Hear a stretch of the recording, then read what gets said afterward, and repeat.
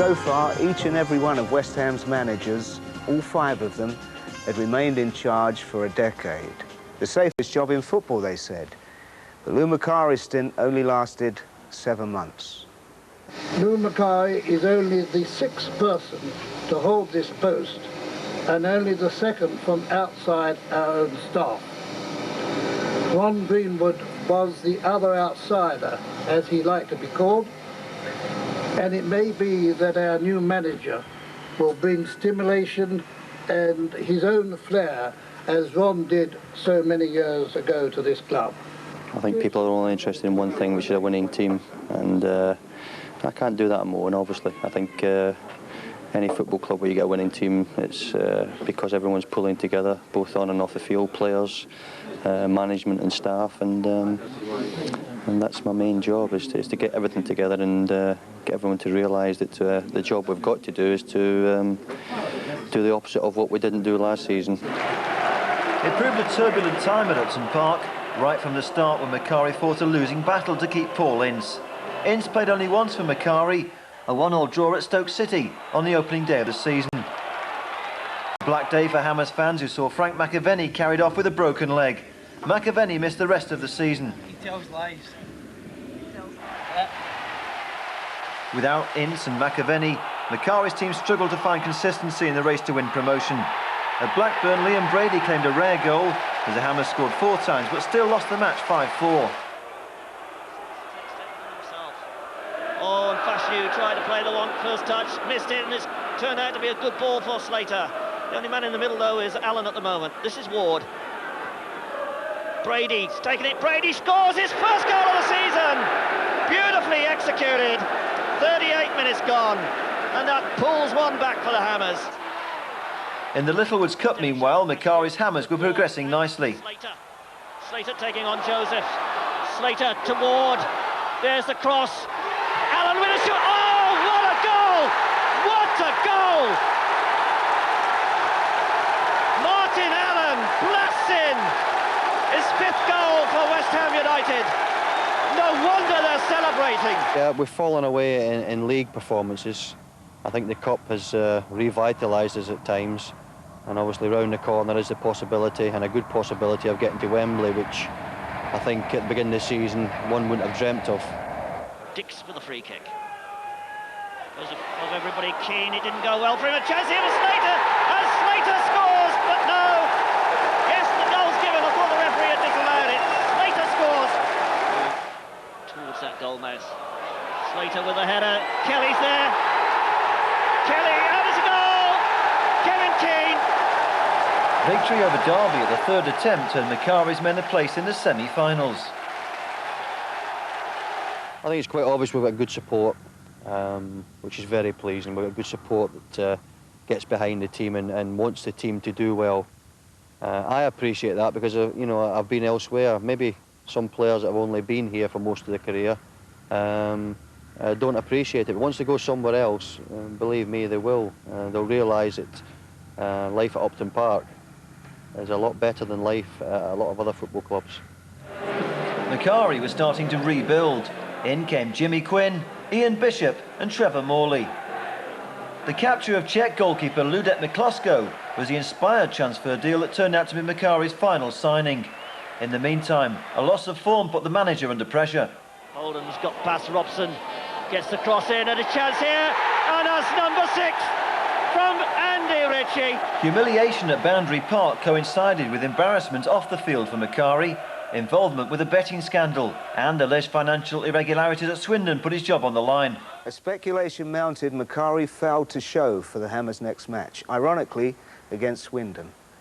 Shortly after, Macari resigned, and West Ham wasted no time in appointing the people's choice, Billy Bonds.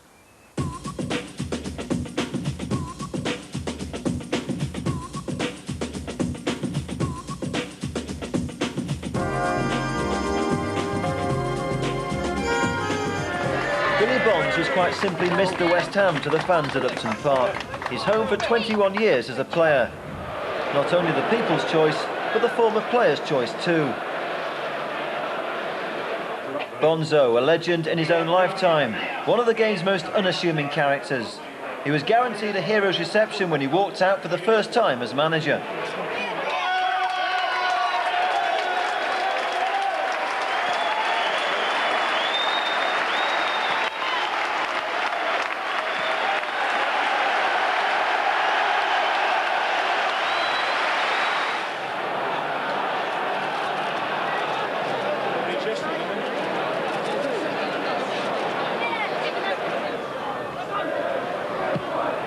Crossed by Robson, Quinn coming in, Quinn scores!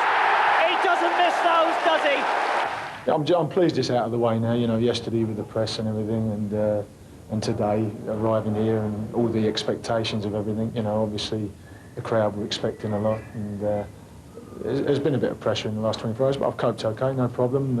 It's over now. I can just have Sunday off and just get down to just sort of gathering a few thoughts about what's happened today and what's going to happen in the future.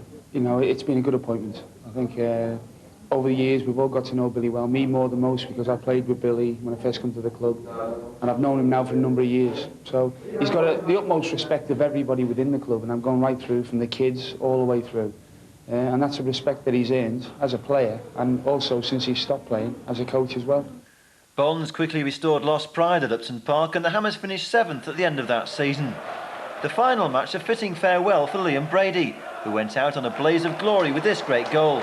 Brady, the fans would love to see him get on the score sheet. Let's fly, oh, and he does so! Brilliant shot from Liam Brady! No wonder they're storming the pitch. Oh, will he ever survive that in this heat? He must be so choked emotionally anyway. And they're storming on from every angle. I've always been a lucky bastard, you know. I don't know what it is. Like today, I never dreamed I'd score a goal in the last minute, and a good goal as well. So It was. yeah, so it's my whole career everything seemed to work out for me, and I count myself very lucky. How do you compare managing with being a player? You don't. It's different altogether. There's no comparison. It's not as enjoyable. Playing's more enjoyable. It's better all round. I'd rather be playing, but if you can't play, then at least you're coaching or managing. You know, it's the next best thing. But you don't compare them. There's no comparison at all. Bonds, the manager, was to enjoy his first success in his first full season in charge. The first threat of danger, that. In fact, it didn't even seem a threat. As Potts comes forward, let's fly. Oh, and Potts scores his very first goal in senior football. Paris to Morley, and still looking for more goals. Julian Dix racing through, and a beautifully laid ball for him. Can Dix get another one? He's gone round the keeper, he shoots, he scored! Oh, absolutely marvellous. He raced from one end of the field to the other. That completed the 7-1 demolition of Hull, the highlight of a brilliant 16-match unbeaten start to the season. There's no sort of pressure on anybody to keep the run going. You just go out and take each game as it comes. I know it's an old cliche, but we do. You'd be under more pressure if you hadn't won for 16 games, you know. I mean, it sounds the obvious thing, but it is the obvious thing. You know, you would be under a lot of pressure. I think having gone 16 games without defeat must give you a lift. The Hammers were soon dreaming of a Wembley and promotion double when they disposed of Everton in the quarter-finals of the FA Cup. Foster, 1-0 to West Ham United, and Colin Foster, the man who dreams of Forest in the semi-final, puts the Hammers ahead. Timmy Breaker, nice turn, poor clearance by Dave Watson. Houghton, Slater, Stuart Slater, 2-0 to West Ham United, and Stuart Slater, who's run them ragged all night, puts the Hammers firmly in the driving seat now. Yeah, it was a great night. It was a special Upton Park evening. Colin Foster got a rare goal on the volley, so it was a special evening.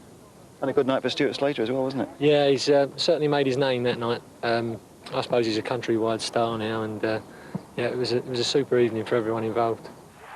But then this happened in the semi-final against Nottm Forest. Away from Slater. And now Gary Crosby for Forest up against Tony Gale. And Crosby had the pace, and Gale bumped him down. Keith Hackett goes straight to his pocket. It's, what, 22, 23 yards out the challenge. Crosby was away from Gale. and GALE came in, and it's red. It's the cynical foul on the player in the goal-scoring opportunity. Tony GALE has been sent off the pitch in the FA Cup semi-final. What a sensation! Getting sent off was bad, but I felt that I'd suffered enough being sent off. But the suspension for 3 games was just a bit hard to swallow as well, especially the excitement and the crowds that are going to be involved. Plus, the last 3 games would have took me to 500 appearances, so now I'm going to have to wait till next season now to chalk them up. It was the end of the Wembley dream for Billy Bonds. Forest went on to win 4-0. Meanwhile, Tony GALE was to miss out on the Hammers' final promotion countdown. Towards Morley. Gary had made a good run actually there.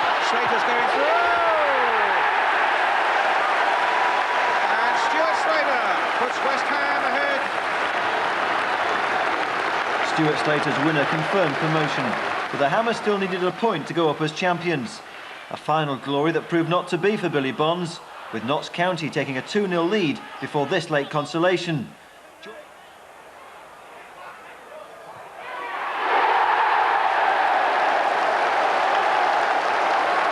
Defeat cost Hammers the title, but that hardly mattered to the fans.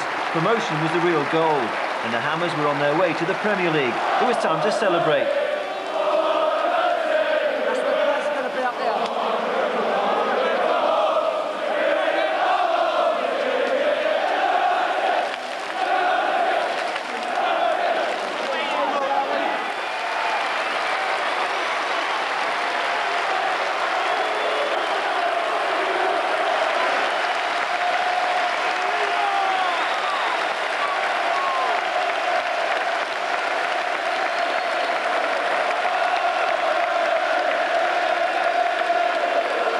Yeah, I'm very proud this year. It's been a good year, and I think the players have done the club and myself and our staff proud this year.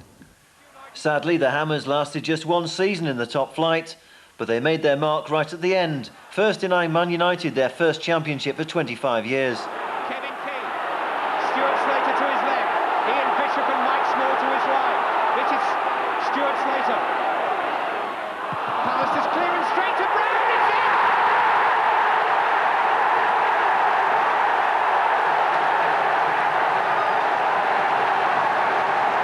Kenny Brown has scored the goal. A great win, but too little too late. Deserved a lucky break. Meanwhile, it was the end of the road for Frank McAvenny.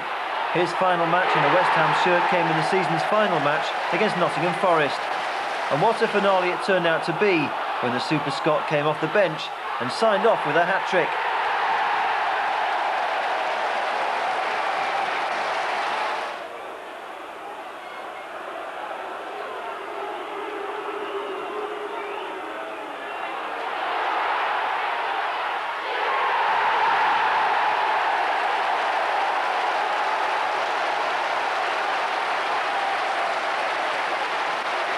So it was back to the drawing board. But Billy Bonds made a great pre-season signing, recruiting his old pal Harry Redknapp as number 2. I spoke to Bill out the blue, really. He'd just got relegated. They'd gone down. It was the year of the Bond scheme. I think that's what was remembered for as much as anything. They had a disastrous season. And he just felt he needed some help and needed someone to help him. And we had a chat, and I said I would come back and work here with Bill, you know. And I think that was probably as much as an enjoyable years I've ever had in football. The Hammers were in the promotion reckoning right from the start, and veteran striker Clive Allen led the way. Here's Keane. Oh, nicely done. That's lovely football, and Keane has threaded it through for Clive Allen, and Allen stops, checks, scores. Typical Clive Allen goal, laid on by Kevin Keane, and it's a 1-2-3 touch from Clive Allen.